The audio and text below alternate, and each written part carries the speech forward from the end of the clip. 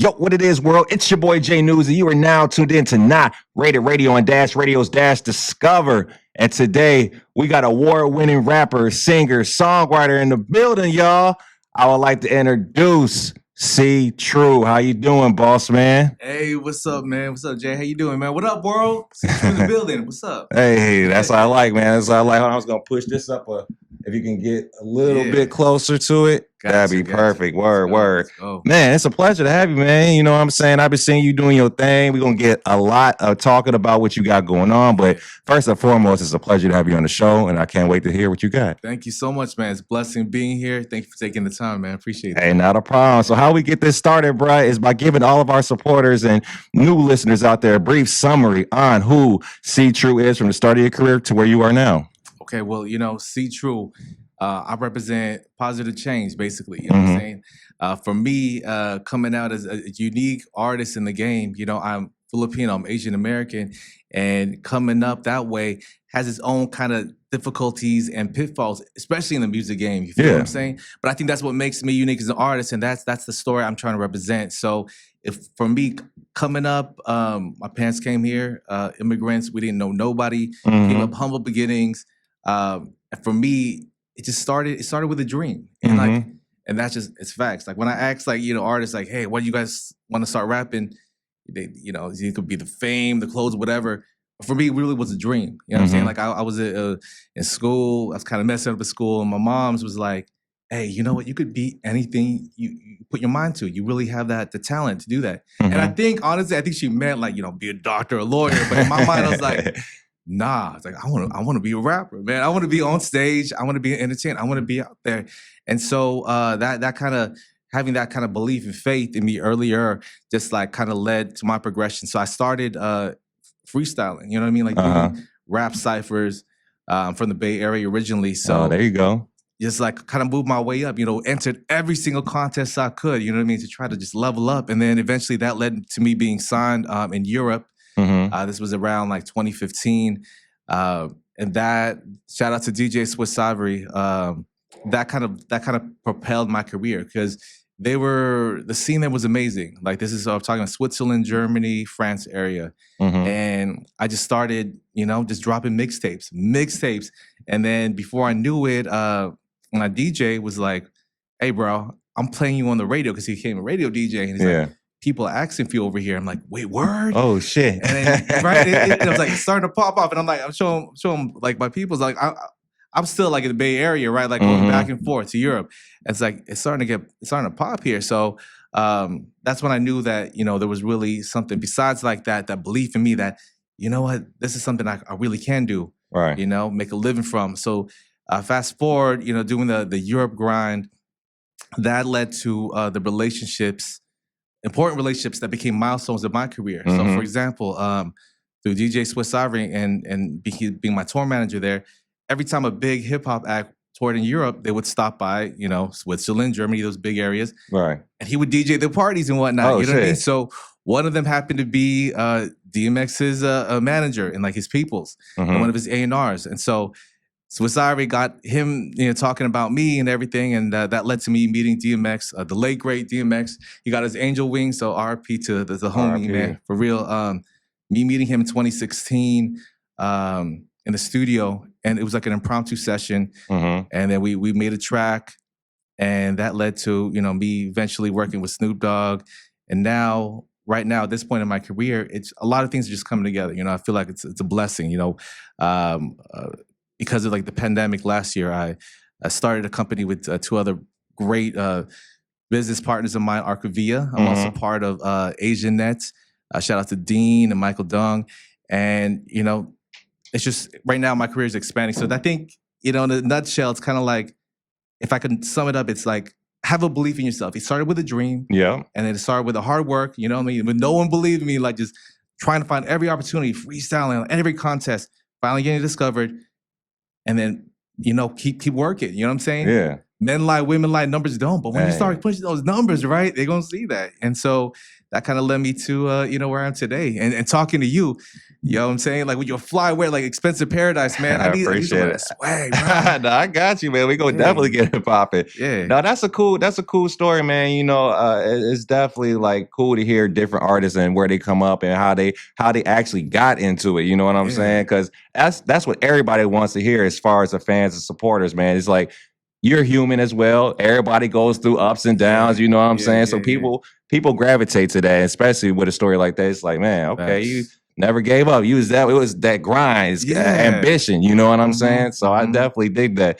Now, stepping forward into this interview some more, talk about, RIP to D.m.x. Tell us about how that all came about and the process behind that. Yeah. Again, like I mentioned, it was just through shout out to Swiss Ivory, A&R, M80, the discussion they had, and this was back in 2016. Actually, after the interview, I'm gonna show you some video footage of me in the studio with X. Okay. You know, like nowadays rappers be hitting each other up, let me get a verse, blah, blah, blah. Now this was organic, you know what I'm saying? That's why I could literally call him the OG for me and like a mentor, because actually we were in the studio, we worked together, you know what I'm saying? So it was, again, impromptu. Always, like, I guess to all the new artists out there, always be prepared, you know what I mean? So I just finished my Europe tour, was back in LA, and then, they started talking to the A&R, Swiss Ivory, and they're like, they played some of my music to him, and X heard it. It's like, yo, this guy's sick. Like, tell him to come to the studio. I'm like, where's the studio? Indiana, because he's touring. He's touring in the Midwest. He's like, Indiana. Like, can you fly there tonight? Like, I got word of this. Like, what was it? Because it's from like, it was Europe time, so it was like 1 a.m. that day, and then like, so I booked my flight. Like, if you could get down to Indiana, he has a recording studio because he has a show there. Come through. He says, come through.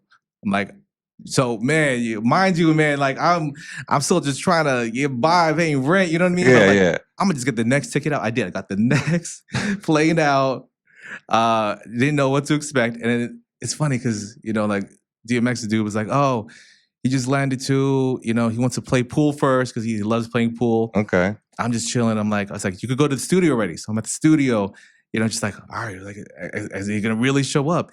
He comes through and is one of the nicest human beings. He introduced himself to everybody, like from the PAs, the assistants, everyone's like, shook their hand, what's up? D.m.x. Like, X, like, as if everybody know him. But and that's what I'm kind of learning in the industry, is that actually the people that are at the top, they're actually the nicest people. I think it's the people that in the middle or like on the come up, they feel like they got to drag everyone down. But when you're at the top of the hill, man, it just shows like just being humble and being nice to everyone, it pays off. These people that have longevity in their careers, they're the nicest people. Like the Snoops, the D.m.x, like they are genuinely nice people. And it just shows like, pay it forward. Like, so that, he started talking, and this was 2016, he just given birth. He was telling me crazy stories. Giving birth to his 15th child, Exodus. Ooh. So he had the Exodus tattoo across his neck. He just got it like a couple of weeks ago, and he was like, "Man, that took 2 Henny bottles to get through, like to get it on his neck." And I'm like, you can rap right now, like, right? Like, how do you? But yeah, no, we just talked about life. Obviously, like I said, always be prepared. Started just spitting for him, man. Like that's actually how I got my first couple of meetings in the industry. I just like look up executives one night and be like, yo, I rap. And look at me like, yeah, right. I'm like, boom, start freestyling, boom. And so I spit for X. And it was just like, yo, man, that's what's up. I feel it. And then Swiss Ivory, he had a beat pack that he gave me. And I was like, no, can I play some beats for you? And he's like, yeah, of course. Play this one beat, which eventually became the beat for Dog and Me. And as soon as he heard it, I just saw him like mouthing off. He's like, and he's old school because he had a pen and pad. And he's like, he got a pad and paper and started writing. And I'm like, oh, it's going down. Oh yeah, it's going down. It's going down. So again, RIP to D.m.x. He got his angel wings. Like what people don't know, they see the controversy behind him, right? Right. But the story behind is like, is because of like the hardships of his life, like the struggles. But despite all that, he was helping people. He had a whole group of people that he was supporting. He was a really a good person at heart. You know what I mean? Right. We have our demons and our angels. And but I'm glad to see that he's finally at peace. So yeah, man, that's a wild story, bro. Ooh. It's like I can account to times. It's just like, man, I don't know how I'm gonna eat, how I'm gonna pay rent. But you was I gotta get a plane ticket, right? And go there right now. God damn, but that's a blessing, man. Because I'm glad it all worked out. Yeah, and, it happened the way it did. Amen. Now, talk to the fans and supporters a little bit more about any current single or album that you have currently promoting right now that you would like to tell us everybody about. Okay. Yeah, no, I got a couple things. One is it's a very top secret project that will be coming out next year on a major. And so shout out to Pay Attention. He's a producer, songwriter. He's worked with the Cardi B's, Migos, whatnot. Nice.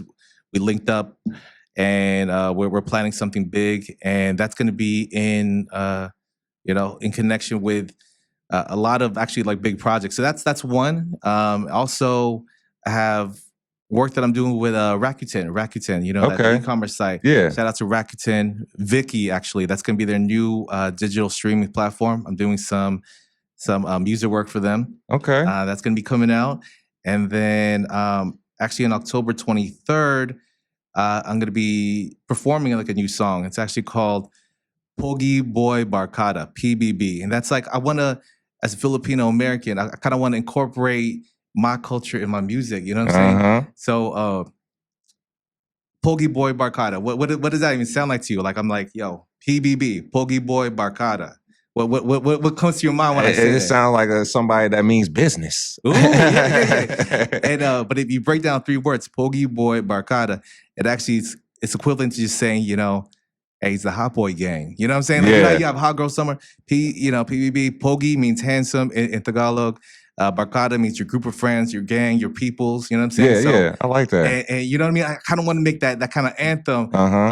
Just that, represent my culture, but also bring in the culture I love, hip hop. And you know what I mean? And I feel like that's just a cool combination of music. So we dropping that October 23rd, and that's going to be at an event in Carson. We're going to be honoring Larry Itliong. He's actually one of the pioneers. He's one of the pioneers of the agricultural labor movement. This is like 1930s, 1965. You heard of Cesar Chavez, right? Yeah. But you've never heard of Larry Itliong. He's a Filipino man who actually spearheaded the big part of that agricultural kind of revolution for labor, like for equal rights, equal pay. Because we didn't have that. And they're finally starting to, history books. It takes them a while to catch up. But we're hoping to, because it's facts. Like, it's all out there. So we're going to honor him that day and hopefully kind of, spread the word and try to get it, fix some wrongs that was in history. You know what I mean? And acknowledge people who deserve to be acknowledged. So I'm super happy to be part of that event. That's going to be October 23rd. And that's at Veterans Park in Carson. And, shout out to the team for that. Shout out Nate Kalima. Shout out to the city of Carson for that. You know what I mean? Yeah, it's making big stuff happen. Yeah. I ain't mad at it, bro. I like that. I like that for sure. Hey. Okay, so with that going on, with the things you got planned going out now, tell the fans supporters that haven't heard your sound, how would you describe your sound if you can? Right. That's cool. Like, I'd say my sound is a mixture of, I would say, wow, if Kendrick, if you combine Kendrick, Drake, and Michael Jackson. Ooh, there we go. Yeah. Because, I like that. You know what I mean? Those are all like obviously legends in the game, but my style is like that because I want to hit people with knowledge, just like Kendrick does, but at the same time, I want to make people dance. You know what I'm saying? Yeah. I want to make people dance, and my music is a bop. You're gonna dance to it. You're gonna feel something. Okay. Yeah. I like that. I like that description you gave right there. It was real legendary. You feel me?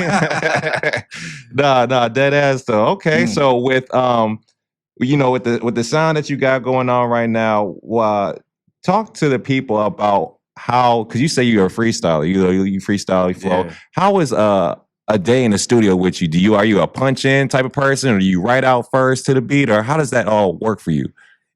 Actually, I started off like writing, like really writing, because a lot of my early influences was Newz, like Newz, like obviously like Tupac coming from the West Coast, and they were deep writers. You know what I'm saying? So like I was like, okay, pen game was strong, but I found that over time I've started to kind of just evolve my style, like to start letting the mind open, which is like you said, punching and recording, which is like just hear the beat and you hear it over and over and like what comes out natural. But sometimes what comes out natural is you can hear from songs that are on radio right now. Sometimes it's a bunch of, you know what I'm saying, it's a bunch of bullshit. Mumble. That's where the bad rap comes from, mumble rap. Yeah. Because they're not really saying it, but maybe a couple bars are cool there. So I think for me, it's more like I love what Lil Wayne does. You know, just really, he'll listen to something and like, but he'll put it together, like whether he's punching in or whatnot, he'll listen for like an hour and just like, I'm ready. Something clicks. And so for me, my process is that I'll hear something and it has to trigger something inside, you know, like it has to evoke a feeling inside. I'm like, okay, what is the music telling me? Because everything in life is vibrations, right? You feel me? Like whether it's like law of attraction, like this person has good vibes, music is the same way. So like if I'm feeling that vibe of that song, that instrument that's feeling me, then something's gonna come out. And so right now I've been doing the whole punch-in freestyle techniques just of making songs. But premeditating thought within it, you know what I'm saying? So I'm not just saying it, but I'm actually thinking, what does this mean to me?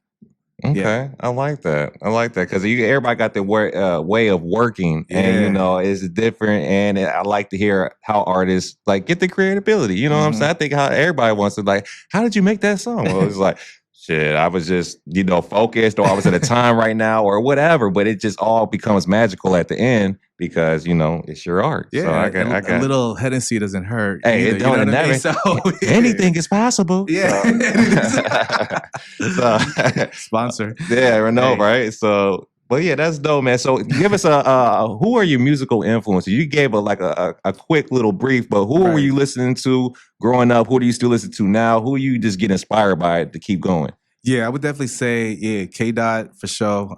J. Cole, big one, because I feel like seeing his evolution, you know what I'm saying, from his first kind of album, where he had like the warm up and all that stuff, like, and to see how he progressed as an artist, especially with Dreamville, I feel like he stayed true to himself as an artist, but also evolved. And I love that. Like, so for me, I think it's constantly evolving as an artist. That's what I'm about, so those are the kind of people I look up to. And obviously Tupac, like, because you want your music to have lasting impact and legacy. Of course. Because at the end of the day, man, you can make a bop, you can make people dance, but it's people will fall in love, you know what I mean? They'll fall in love with like the rhythm, the music, but they'll remember you by your words. Yes. You know what I mean? So I always try to keep that in the back of my head.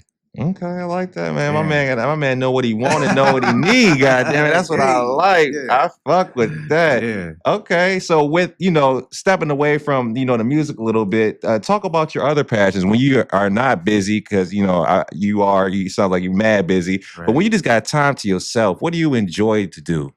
You know what? I really love getting involved in the community, because I think for me that's just an extension of self.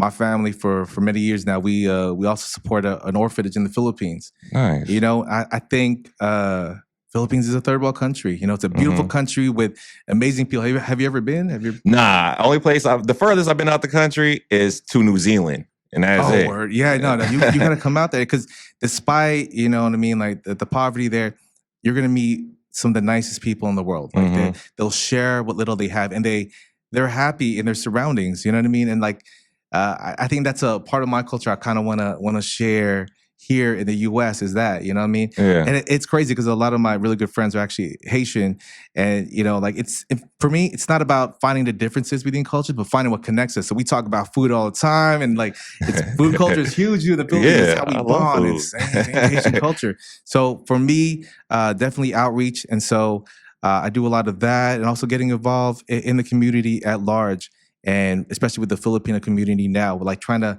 like I said, like talking about the history books of our heroes and leaders that the youth of today just don't know about, because it's not in the history books. You know what I mean? And like, I think that's important, because if you know your identity, you can push culture forward, because just being aware. Yeah. Being aware is so important. You know what I mean? No, I feel you. Yeah. Well, man, I like that. Like, giving back to the community, I feel like I feel like, to me, it has to be done, but I feel like, other people don't shed light on that enough. You know what I'm saying? It's just all different. But I'm just like giving back to the youth, getting back to where you from.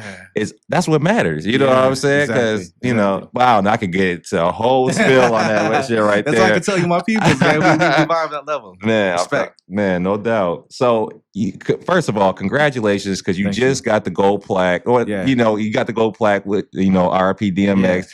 Talk about some other goals you strive to achieve with your music. Now that you have that out the list, right. I think one of the other goals is obviously, it's to win a Grammy. And I know that a lot of artists nowadays be boycotting it, like The Weeknd and whatnot. But the Grammy, it still signifies musical achievement. You know what I mean? And I think for me coming up as an underdog, like to have that kind of platform, I think that would just be amazing acknowledgement to the career path that I've been embarking on. Right, just a career path on positivity, on faith, on my faith in God.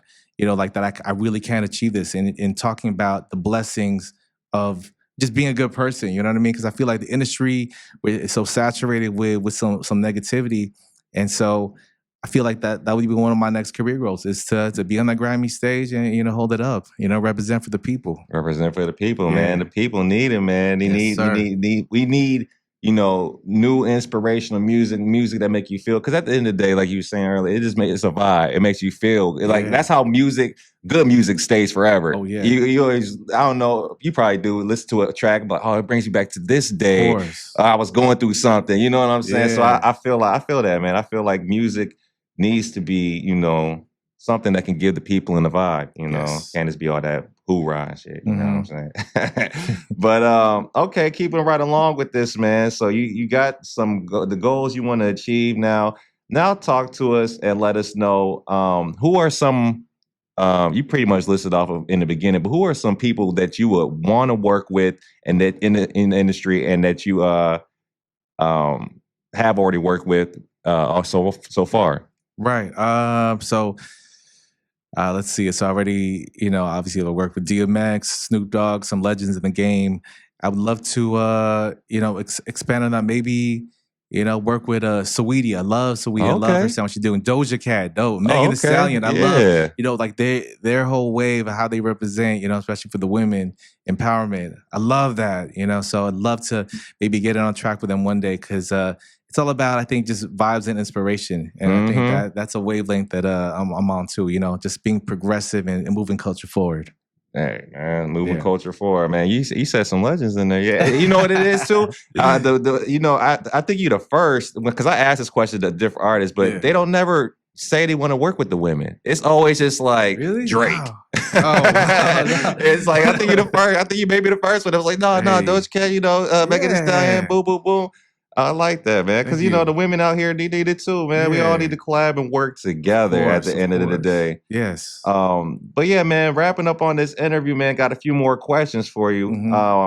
But before we do, can you what is something that you can shed light on to a new up and coming artist in the game that just needs some guidance, needs some sort of direction, and then you've been in the game for a minute? What is something that you've seen that you can help them with, going forward?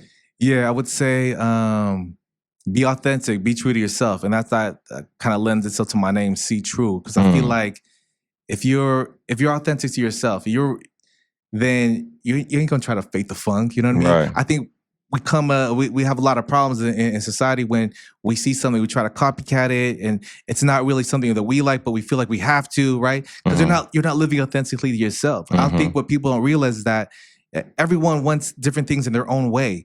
We don't all want the same, you know what I mean? So that's why it is okay to be an individual. It is okay to live your truth, because not everyone's going to want it the same way that you want it. So it's okay. So I feel like if we could just be authentic, and again, to the artist, be authentic to who you are. Don't be trying to catch in the wave. Just be authentic. What resonates with you? Whatever resonates with you will come out as authentic, and the true fans are going to come from that. They'll hear that. They'll be like, all right, that sounds like me. That sounds like, he understands what I'm going, or she understands what I'm going through because of that. So be true, be authentic to yourself. Man, be true, man. And that's no way better to put it, man. Because a lot of people, and especially the new generation, man, I feel like they're just following trends, following what's hot. And it's just like, no, if you Stick to your path. Do what you got to do. Yeah. You eventually gonna get there. It's gonna be some work. It's gonna be some grind. Maybe some years. But when you get it, it's gonna feel amazing. You know what I'm saying? So, well, see, True. Thank you for hopping on the Not Rated Radio Show -radio. But before we get out of here, let the people know where they can follow you, download your music, and stay up to date with you.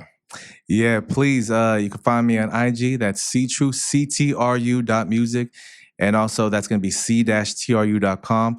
Also, before I go, I just want to give another shout out to my team that's here today. We have Sean Afable, we have Richard Mendoza, we have Nate Kalima.